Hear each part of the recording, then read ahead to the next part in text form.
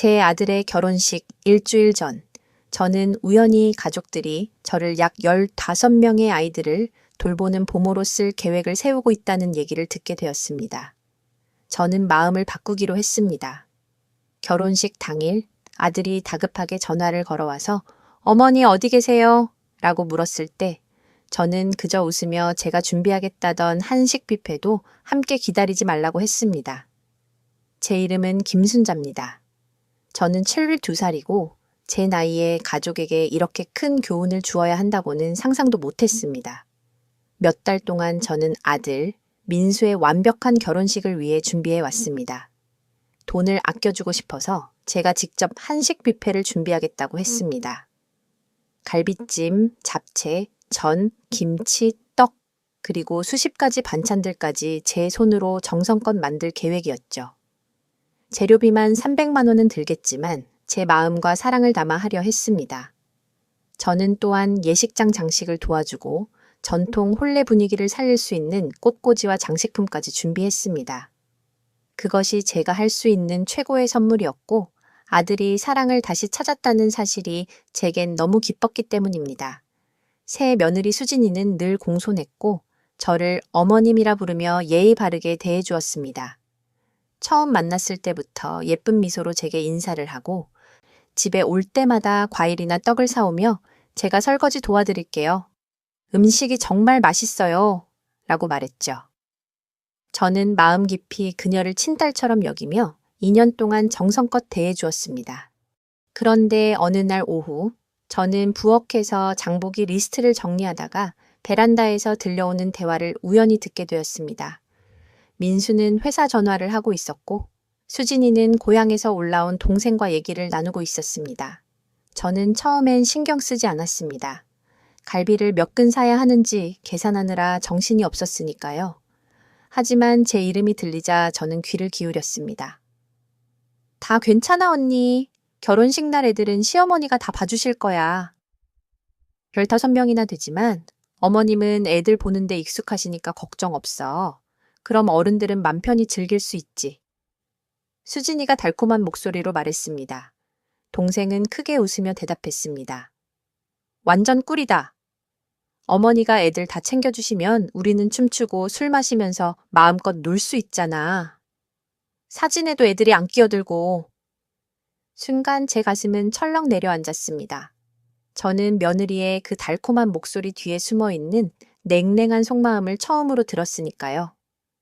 게다가 어머님은 뷔페 준비하시느라 힘드실 테니 음식도 많이 못 드실 거야. 중요한 손님들 몫이 더 늘어나지. 그 말에 둘은 동시에 웃었습니다. 그 순간 저는 손에 들고 있던 김치 양념 그릇을 놓칠 뻔했습니다. 제 돈, 제 시간, 제 정성으로 아들의 날을 특별하게 만들고 싶었던 제 마음은 아무 의미도 없었던 겁니다. 저는 단순히 공짜 부모이자 일꾼으로만 여겨지고 있었던 거죠. 72년 인생 동안 가족만을 위해 살아왔는데 그 보답이 이거라니. 가슴 깊은 곳에서부터 분노와 슬픔, 굴욕이 치밀어 올랐습니다.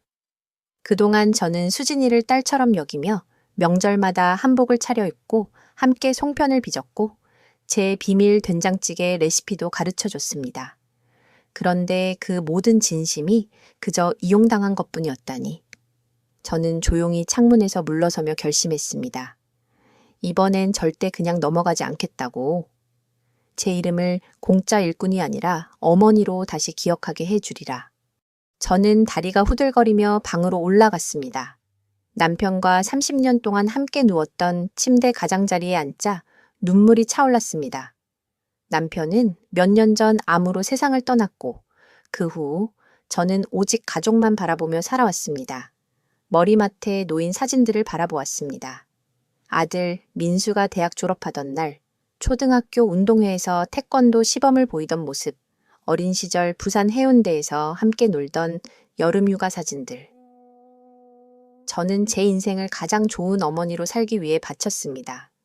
그런데 이제서야 깨달은 것은 제가 어머니가 아니라 단순히 공짜 일꾼으로 여겨졌다는 사실이었습니다. 며칠 동안은 아무 일 없었던 것처럼 행동했습니다. 민수가 전화를 걸어와 결혼 준비가 잘 되고 있냐고 물었을 때 저는 태연하게 대답했습니다. 응, 다 잘 준비하고 있어.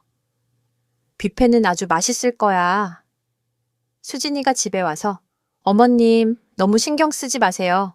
결혼식은 저희가 알아서 할게요. 그냥 편히 계세요. 라고 말했을 때도 저는 미소 지으며 고개를 끄덕였습니다. 그래, 나도 많이 기대된다. 하지만 제 속에서는 전혀 다른 계획이 차근차근 만들어지고 있었습니다. 3일 후, 저는 오랜 친구 박영숙에게 전화를 걸었습니다. 우리는 40년 넘게 친구였고 늘 서로의 비밀을 나눴습니다. 영수가 나 좀 도와줘야겠어. 계획이 있어. 제 목소리만 들어도 친구는 바로 알았습니다. 순자야, 누가 널 화나게 했구나. 다 얘기해봐. 저는 수진과 그녀의 동생이 했던 대화, 2년 동안 보였던 가식적인 태도, 그리고 제가 느낀 배신감을 모두 털어놓았습니다. 영숙은 한동안 침묵하다가 크게 한숨을 내쉬었습니다.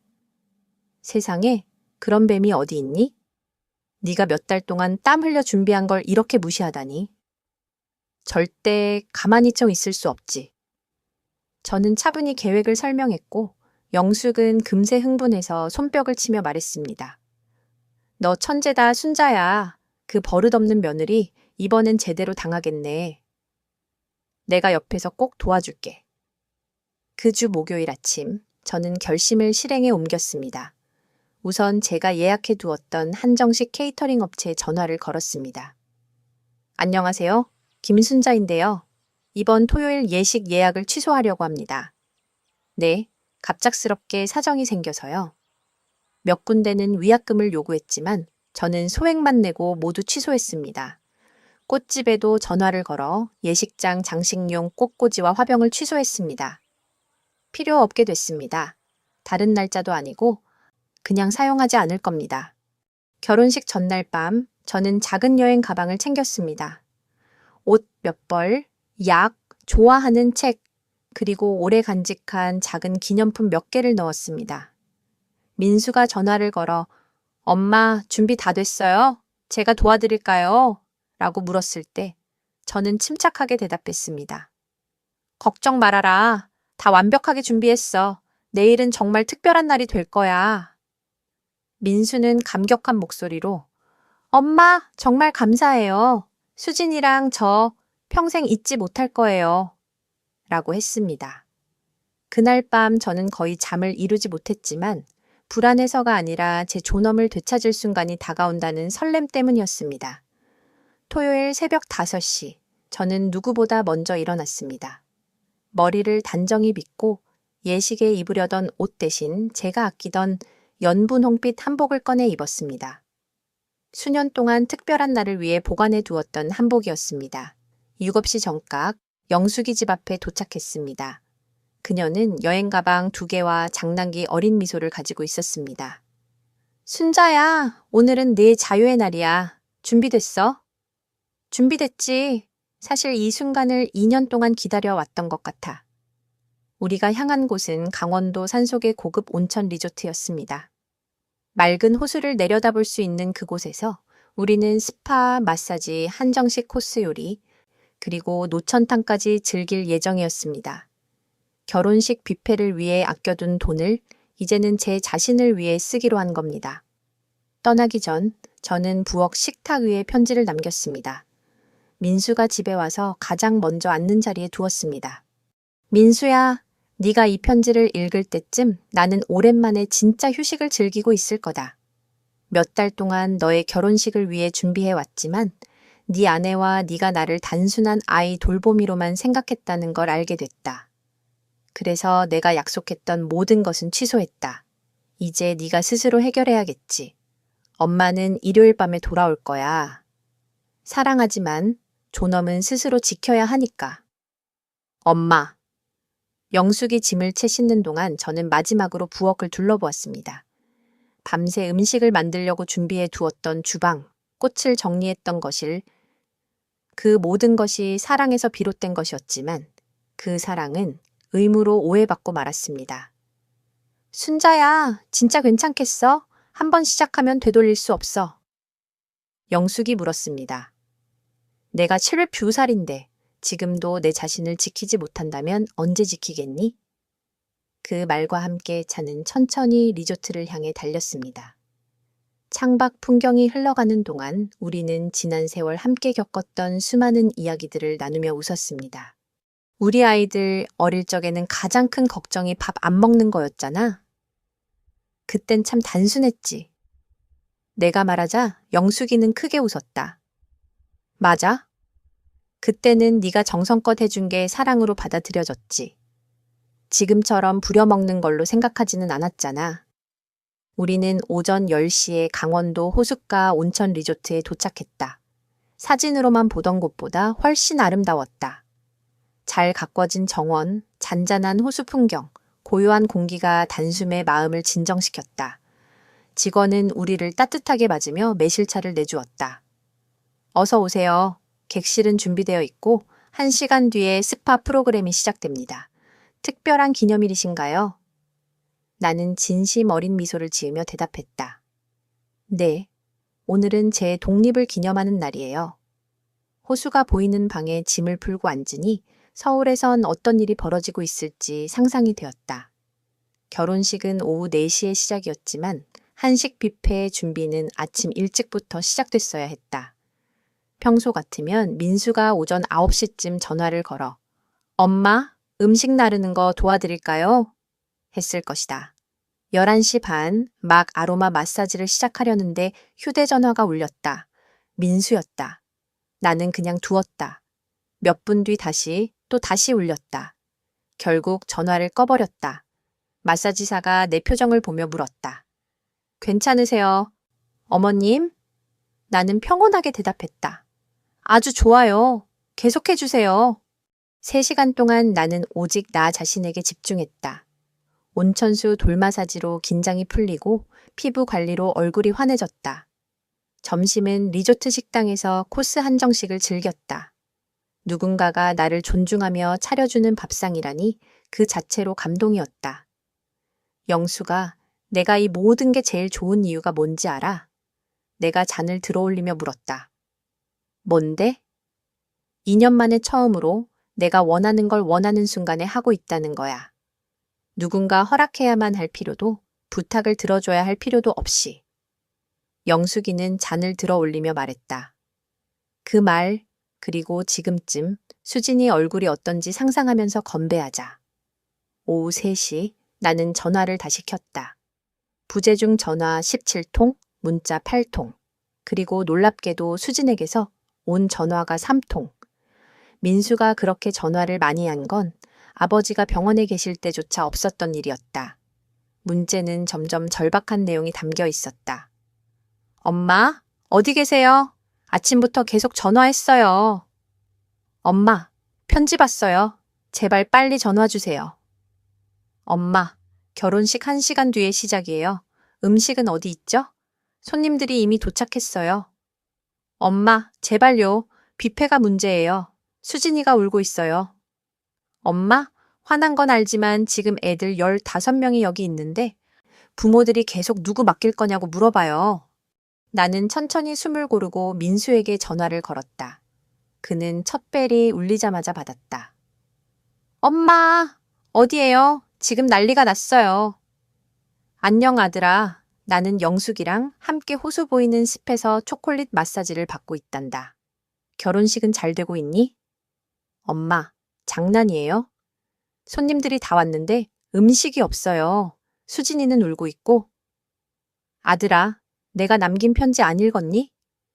나는 손님으로 초대된 줄 알았는데 공짜 보모였다는 걸 알게 된 순간 계획을 바꿨단다. 그래서 뷔페도 다 취소했어. 하지만 엄마, 이미 예식은 시작됐어요. 지금 어떻게 해요? 민수야, 넌 45이잖니. 좋은 직장도 있고 네 아내는 그렇게 똑똑하고 준비성 있다며? 분명 잘 해결할 수 있을 거야. 근처 분식집에서 김밥이나 떡볶이라도 사오렴. 엄마, 제발 지금은 진심이 아니라고 말해줘요. 내가 살아온 72년 중에 지금만큼 진심인 적은 없단다. 결혼식 잘 치르고 나는 여기서 내 삶을 즐길 거야. 그때 수진의 목소리가 들려왔다. 평소의 달콤한 톤은 사라지고 울먹이며 다급한 소리였다. 어머님, 제발 이러지 마세요. 약속하셨잖아요. 손님이 150명이에요. 나는 차분히 대답했다. 수진아, 나는 내 시어머니로서 초대된 줄 알았을 때만 약속을 한 거야. 하지만 네가 나를 집안 일꾼으로만 생각한다는 걸 알게 된 순간 그 약속은 끝났지. 세상 모든 일엔 대가가 있는 법이야. 그럼 아이들은요? 지금 애들 15명 부모님들이 난리예요. 아, 그건 내 동생이 잘 도와줄 수 있겠네. 내가 듣기로는 내 동생은 내가 아이들 보는데 익숙하다고 했잖니? 잠시 정적이 흘렀다. 아이들 우는 소리, 어른들 소란, 누군가가 급히 의자를 옮기는 소리만 들렸다. 그리고 수진의 떨린 목소리가 들려왔다. 어머님, 어떻게 그 얘길. 나는 미소를 지으며 대답했다. 수진아, 72년 살다 보면 알게 되지. 벽에도 귀가 있다는 걸. 나를 그냥 공짜 보모로 생각했다는 게 제일 웃기지 않니? 내가 전화를 끊고 웃자 옆에서 듣고 있던 영숙이가 엄지를 치켜 세웠다. 엄마. 민수의 목소리는 어린아이처럼 떨리고 있었다. 민수야, 넌 45이야. 서울에서 번듯한 직장도 있고 똑똑하다던 아내도 있잖니. 그런데 정말 내 결혼식에서 내 친엄마가 15명의 아이들을 쫓아다니는 게 당연하다고 생각했니? 나한테 한 번이라도 물어본 적 있니? 저는 어머니가 아이들을 좋아하신다고 생각했어요. 내 손주들을 가끔 보는 건 좋아하지. 하지만 결혼식 전체에서 보육교사 노릇을 하는 건 전혀 다른 문제야. 게다가 수진이가 날 귀찮은 존재라며 바쁘게 만들어야 한다고 웃던 얘기까지 다 들었어. 수진이가 그런 말을 했다고요? 그럴 리 없어요. 민수야, 엄마가 나이 들어도 귀는 멀쩡하단다. 네 아내와 내 처제가 깔깔대며 떠드는 걸 다 들었어. 공짜 보모, 뷔페도 제대로 못 먹을 거다며 비웃던 거. 그때 전화기 너머에서 아이들이 울부짖는 소리, 그리고 한 여자의 목소리가 들렸다. 도대체 아이들을 맡기로 한 분이 어디 계세요? 제 아들이 예식장 정원으로 뛰어나가 버렸어요. 나는 조용히 말했다. 거기 있네, 아들아. 네가 찾던 답이. 엄마, 제발 와주세요. 돈 드릴게요. 50만 원 드릴게요. 아이들만 좀. 나는 웃음을 터뜨렸다. 방금 전까지만 해도 가족 사랑으로 당연히 해야 한다고 했지 않니? 그런데 내가 속지 않자 이제 돈을 줄 테니 하라고? 그 예쁜 한복 입고 애들 뒤쫓으라고? 아니, 민수야. 뒤에서 수진이의 울먹이는 목소리가 들렸다. 어머님, 제발 이러지 마세요. 하객이 150명인데 음식도 없고 아이들 때문에 난리예요. 수진아, 약속은 며느리의 환영을 받는 어머니일 때만 지켜지는 거야. 네가 날 집안일꾼으로 취급하는 순간 그 약속은 끝났단다. 세상에 공짜 노동은 없어. 그럼 애들은요? 부모님들이 저한테 뭐라고 하는데? 그건 내 동생이 잘 도와주면 되겠지. 네가 말했잖니? 내가 애 보는데 익숙하다고. 그 말 그대로 동생한테 적용해봐. 잠시 정적이 흘렀다. 아이들 우는 소리, 하객들의 불평, 케이크가 넘어지는 소음까지 뒤섞여 들렸다. 민수가 다시 전화를 붙잡았다. 엄마, 제발. 결혼식이에요. 우리 가문의 중요한 날이에요. 민수야, 바로 그렇기 때문에 내가 지금 멈춰야 하는 거다. 지금이라도 배우지 못하면 넌 앞으로도 아내와 함께 네 엄마를 하인처럼 취급할 거야. 나는 그걸 막으려는 거다. 나는 마지막으로 말했다. 엄마는 여기서 초콜릿 마사지 받으러 가야 하니까 이만 끊겠다. 그리고 알아둬라. 네가 엄마에게 존중을 보일 때 엄마도 네 아내를 가족으로 존중할 수 있다. 전화를 끊자 영숙이가 와인잔을 채워주며 속삭였다. 순자야, 너 정말 멋지다. 나는 호수 위로 지는 해를 바라보며 대답했다. 영수가 2년 만에 처음으로 완전히 자유로워진 기분이야. 그날 저녁 리조트 노천탕에 몸을 담그며 나는 생각했다. 지난 2년 동안 나는 완벽한 시어머니가 되려 애쓰느라 나 자신을 잃고 있었다. 이제야 알겠다. 시어머니이기 전에 나는 한 사람의 여자이고 존중받아야 할 인간이라는 걸. 그날 밤 나는 몇 달 만에 가장 편안하게 잠들었다. 일요일 아침 이상하리만큼 가볍고 평화로운 기분으로 눈을 떴다. 늘 가족을 위해 무엇을 준비해야 할지 불안에 시달리던 아침들과는 달랐다. 방 안가득 들어오는 강원도 호수의 햇살과 고요함이 마음을 가라앉혔다. 휴대전화는 밤새 조용했다. 어제처럼 절박한 메시지도 없었다. 민수가 드디어 무언가 깨달았든지 아니면 화가 나서 연락을 끊은 것이든 둘 다 내겐 괜찮은 선택이었다. 아침 9시에 영숙이와 리조트 식당에서 만나기로 했지만 나는 이미 6:50에 일어나 호수를 바라보며 차를 마셨다. 9시, 식당에서 만난 영숙이는 나를 보며 눈을 크게 떴다. 순자야, 얼굴이 달라졌다. 훨씬 가벼워 보여. 맞아. 지난 2년 동안 짊어졌던 짐을 이제야 내려놓은 것 같아. 우리는 신선한 과일, 죽, 따끈한 미역국과 잡곡밥으로 푸짐한 아침을 주문했다. 결혼식 얘기는 꺼내지 않았다. 대신 앞으로 읽고 싶은 책, 아직 못 가본 제주 여행, 가을에 열리는 전통문화 축제에 대해 이야기했다. 영수가 이번엔 진짜 유럽 여행 가자. 늘 미루기만 했잖아. 민수네가 아이 낳으면 도와줘야 한다고 기다리는 거 아냐? 아니. 손주들을 볼 땐 할머니로서만 도와줄 거야. 하지만 더 이상 집안일꾼처럼 살진 않아. 아침 식사 후 우리는 개인 온천탕을 추가로 예약해 2시간 더 머물렀다. 온전히 내 몸과 마음만을 위해 시간을 쓰는 건 수십 년 만이었다. 정고 무렵 집으로 돌아가려 가방을 싸면서 전화를 켰다. 새벽에 도착한 메시지 3개가 있었다. 모두 민수였다. 엄마, 수진이랑 밤새 얘기했어요. 그녀도 자기 말이 얼마나 심했는지 깨달았대요. 엄마, 저도 지난 2년 동안 엄마를 가족이 아니라 일꾼처럼 대했다는 걸 알았어요. 돌아오시면 꼭 직접 사과드리고 싶어요. 메시지의 톤은 전날의 절박함과 달랐다. 하지만 중요한 게 없었다. 똑바로 된 사과가 아니라 아마도 잘못했다는 모호한 인정뿐이었다. 나는 답하지 않았다. 먼저 집에 돌아가 차분히 생각해 보기로 했다. 집에 도착한 건 오후 5시였다. 불과 이틀 비운 집인데도 오래 비워둔 것처럼 느껴졌다. 편한 옷으로 갈아입고 따뜻한 유자차를 끓여 거실 의자에 앉았다. 이제 앞으로 어떻게 할지 결정해야 할 시간이었다. 6시 초인종이 울렸다. 창밖을 보니 민수가 고개를 숙인 채 집 앞에 서 있었다. 혼자였다.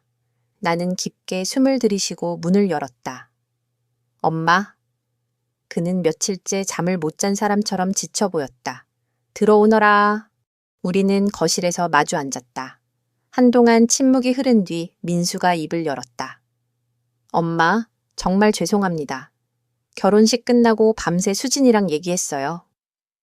처음엔 화를 냈지만 제가 들은 얘기를 그대로 말해주니까 자기 말이 얼마나 잘못됐는지 알았다고 해요.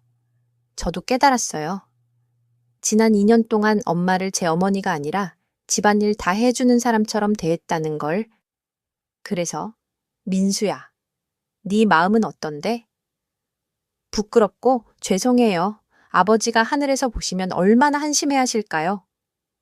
아버지 이야기에 순간 가슴이 저렸지만 나는 흔들리지 않았다. 민수야, 이번 문제는 단순히 결혼식 때문이 아니야. 지난 2년 동안 네가 한 번도 내게 엄마, 이거 하고 싶으세요? 라고 묻지 않은 것, 그게 문제지. 맞아요. 늘 엄마는 당연히 해주실 거라고 생각했어요. 수진이가 부탁하자고 해도 저는 그냥 엄마는 늘 도와주시니까 괜찮아라고만 생각했어요. 나는 창밖에 텅 빈 정원을 보며 말했다. 민수야, 마지막으로 묻겠다. 네 아내는 날 사람으로 존중하니? 아니면 필요할 때 쓰는 자원으로만 보니? 민수는 한동안 아무 말도 못했다. 그리고 고개를 숙이며 대답했다. 어제까진 섞여 있었던 것 같아요. 하지만 이번 일을 겪으면서 분명히 알았어요. 엄마를 사람으로 보지 않으면 결국 우리 가정도 무너진다는 걸. 나는 조용히 고개를 끄덕였다. 아직 모든 게 용서된 건 아니었지만 적어도 이제 시작할 수 있다는 생각이 들었다. 나는 다시 자리에 앉아 민수의 눈을 똑바로 바라보았다. 민수야, 네 솔직함은 고맙다. 하지만 이제부터는 달라져야 한다. 알겠습니다, 엄마. 우리가 어떻게 하면 될까요? 앞으로는 내가 무언가를 해줄 수 있느냐, 하고 싶으냐를 먼저 물어봐라. 무조건 내가 예스라고 할 거라 생각하지 말고. 그리고 집안 행사에서는 나를 손님으로 대접해라. 하객이지, 일꾼이 아니니까. 마지막으로 수진이도 알아야 한다. 나는 며느리의 고용인이 아니라 네 어머니라는 걸. 민수는 고개를 끄덕였다. 다 맞는 말씀입니다. 또 원하시는 게 있으세요? 응? 내가 아니오라고 했을 때 죄책감을 들게 하거나 억지로 바꾸려 하지 마라. 그리고 수진이가 내 험담을 한다면 넌 반드시 내 편을 들어야 한다. 침묵은 곧 동의니까. 민수는 고개를 깊이 숙이며 말했다. 처음부터 엄마를 지켰어야 했어요. 죄송합니다. 잠시 침묵이 흘렀다. 엄마, 저를 용서해 주실 수 있으세요? 넌 내 아들이니 언제나 사랑한다. 하지만 용서는 말이 아니라 행동으로 보여줘야 한다. 네 태도가 바뀌는 걸 내가 직접 봐야 진짜 용서가 시작되는 거다. 며칠은 조용히 흘렀다. 부탁 전화도 당연한 듯 메시지도 없었다. 처음으로 내 하루가 온전히 내 것이었다. 수요일 오후 민수가 다시 전화를 걸어왔다. 엄마, 수진이가 내일 직접 찾아뵙고 사과드리고 싶대요. 정말 본인 의지로 오는 거니? 억지로 오는 게 아니라? 네, 엄마. 지난 며칠 동안 많이 반성했어요. 좋다. 내일 오후 4시에 오라고 해라. 목요일, 정확히 4시에 초인종이 울렸다. 문을 열자 수진이 서 있었다. 늘 화려하게 꾸미던 모습은 없었다. 화장도 하지 않았고 머리를 단정히 묶었으며 단순한 원피스에 얌전히 서 있었다. 무엇보다 눈빛이 달랐다. 억지 미소가 아니라 두려움과 진심이 섞인 표정이었다. 어머님, 시간을 내주셔서 감사합니다. 그녀가 조용히 말했다. 나는 고개를 끄덕이며 손짓했다. 들어오너라, 앉아라. 수지는 소파 끝자리에 조심스레 앉았다. 몇 분간 침묵이 흘렀다. 어디서부터 말해야 할지 모르겠습니다. 편한 데서부터 말해보아라. 어머님, 그동안 제가 했던 말과 행동 모두 사과드리고 싶습니다. 너무 무례했고 잔인했어요. 왜 그런 말을 했니? 수지는 고개를 떨구며 말했다. 저는 26이고 시어머니라는 존재를 한 번도 경험해 본 적이 없어요. 친엄마는 제가 15에 돌아가셨고 새어머니와는 정이 없었어요. 그래서 민수를 만나고 어머님을 처음 뵈었을 때 어떻게 대해야 할지 몰랐습니다. 자신감 있는 모습이 제겐 부담이었고 가족 모두의 존경을 받는 어머님 앞에서 저는 늘 작아 보였어요. 그래서 저도 모르게 방어하려고 했던 것 같아요. 나는 고개를 끄덕였다. 그래서 네가 나를 일꾼처럼 말했단 말이냐? 잠시 침묵이 흐른 뒤 수지는 떨리는 목소리로 대답했다. 제가 불안하고 초라하다고 느낄수록 어머님을 깎아내려야 제가 나아 보일 거라 착각했어요. 끔찍한 변명인 건 알아요. 하지만 그게 제 진심이었습니다. 그녀의 눈에서 눈물이 흘러내렸다. 이번에는 가식이 아닌 진짜 후회의 눈물이었다. 편지 읽고 깨달았어요. 제가 민수를 어머님과 떼어놓으려 했다는 걸. 제 편안함을 위해 남편을 자기 어머니와 멀어지게 만들 뻔했어요. 지금은 그게 얼마나 잘못된 일인지 알겠습니다. 나는 깊게 숨을 내쉬며 말했다. 수진아, 내 솔직함은 고맙다. 하지만 앞으로 너와 내가 어떤 관계가 될지는 네가 어떻게 행동하느냐에 달렸다. 말만으로는 부족하다. 존중을 보여야 한다. 수지는 눈물을 닦으며 고개를 숙였다. 네, 어머님, 기회를 주신 것만으로도 감사드립니다. 나는 수진을 똑바로 바라보며 물었다. 솔직히 말해라. 너는 나와 진짜 관계를 맺고 싶어서 온 거니? 아니면 민수를 위해 억지로 온 거니? 수지는 잠시 머뭇거리다 대답했다. 처음엔 민수에게 상처 주기 싫어서 왔습니다. 하지만 며칠 동안 곱씹으며 생각했어요. 사실은 저도 큰 걸 잃은 거더군요. 저는 다시 엄마를 가질 기회를 잃은 거예요. 나는 고개를 저으며 말했다. 나는 내 친엄마가 될 수는 없다. 하지만 시어머니로서 너를 존중하고 나 역시 존중받길 원한다. 그게 전부다. 저도 그것만 바라는 겁니다. 서로 존중하고 다시 시작할 기회요. 좋다. 그런데 네가 정말 나를 다르게 대할 수 있겠니? 네. 이제부터는 당연히 어머님이 해주신다고 생각하지 않겠습니다. 뭔가 부탁드릴 때는 먼저 여쭤보고 어머님을 가족으로 대하지 일꾼으로 대하지 않겠습니다. 내가 싫다고 하면? 그땐 존중하겠습니다. 죄책감 들게 하거나 억지로 바꾸려 하지 않을 겁니다. 한동안 정적이 흘렀다. 나는 그녀의 말이 진짜인지 가늠하려고 침묵을 유지했다. 수진아, 솔직히 말해서 난 아직 널 믿지 못하겠다. 말이 아니라 행동으로 보여야 한다. 시간이 필요하다. 알겠습니다. 제 행동으로 증명하겠습니다. 다시는 어머님을 하인처럼 대하지 않겠습니다. 나는 잠시 생각하다가 덧붙였다. 조건이 하나 더 있다. 내 동생에게도 사실을 말해라. 내 얘기를 가지고 웃었던 게 얼마나 잘못된 일이었는지. 수지는 고개를 끄덕였다. 벌써 했습니다. 언니와 통화해서 모든 걸 인정했어요. 언니도 부끄럽다고 했습니다. 나는 눈을 가늘게 뜨며 말했다. 좋다. 하지만 명심해라. 이번이 마지막 기회다. 만약 다시 나를 무시하거나 일꾼 취급한다면 2번 다시 용서는 없다. 네, 어머님. 진심으로 감사드립니다. 기회를 주셔서요. 자리에서 일어서던 수지는 문 앞에서 다시 돌아서며 물었다. 어머님, 저는 좋은 며느리가 되고 싶은데 어떻게 해야 할지 잘 모르겠습니다. 나는 그녀의 순수한 질문에 잠시 놀랐다가 조용히 대답했다. 좋은 며느리가 되는 건 결국 좋은 사람이 되는 거다. 남을 대할 때 네가 대접받고 싶은 방식으로 대하라. 부탁하기 전에 물어보고 경계를 존중해라. 그리고 누군가 내게 베푸는 호의 뒤에는 사람이 있다는 걸 잊지 마라.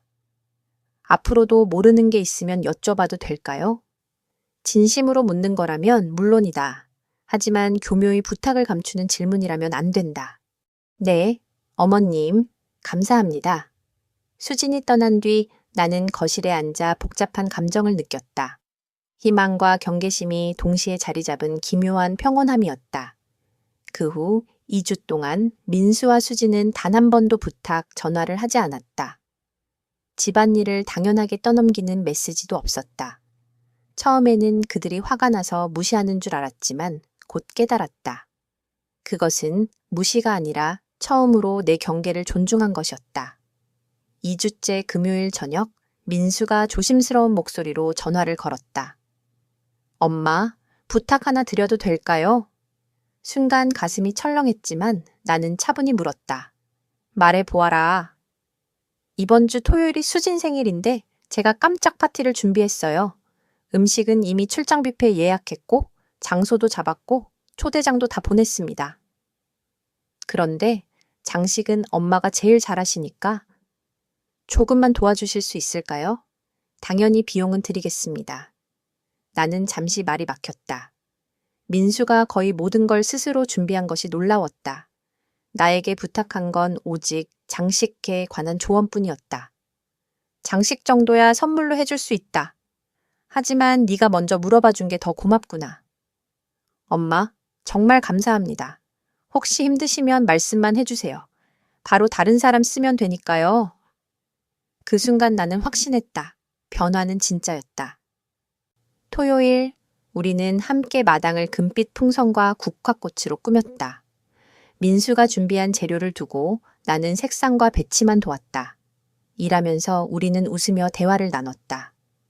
엄마, 정말 예쁘다. 수진이가 보면 깜짝 놀랄 거예요. 민수야, 네가 아내를 사랑하는 마음이 보이네. 맞아요. 하지만 이제 알았어요. 아내를 사랑한다고 해서 엄마를 당연히 희생시켜선 안 된다는 걸. 나는 속으로 조용히 미소 지었다. 비로소 내 아들이 진짜 어른이 되어가고 있었다. 민수와 행복하게 지내려고 억지로 고치려는 거니? 아니면 진심으로 나와 관계를 맺고 싶어서니? 내 질문에 수지는 잠시 침묵하다가 고개를 들었다. 처음엔 민수를 위해서였어요. 하지만 지난 며칠 동안 생각해보니 저도 큰 걸 잃었다는 걸 알았습니다. 어머니 같은 존재를 다시 얻을 기회를 놓쳤던 거죠. 나는 차분히 말했다. 나는 내 친엄마가 될 수는 없다. 하지만 시어머니로서 너를 존중하고 존중받고 싶다. 그게 전부다. 저도 그것만 바랍니다. 다시 시작할 수 있는 기회요. 좋다. 그런데 네가 정말 달라질 수 있겠니? 네. 이제부터는 어머님이 당연히 해주실 거라고 생각하지 않겠습니다. 부탁드릴 땐 반드시 먼저 여쭤보고 어머님을 가족으로 대하겠습니다. 만약 거절하시더라도 억지로 바꾸려 하지 않겠습니다. 나는 잠시 눈을 감았다가 대답했다.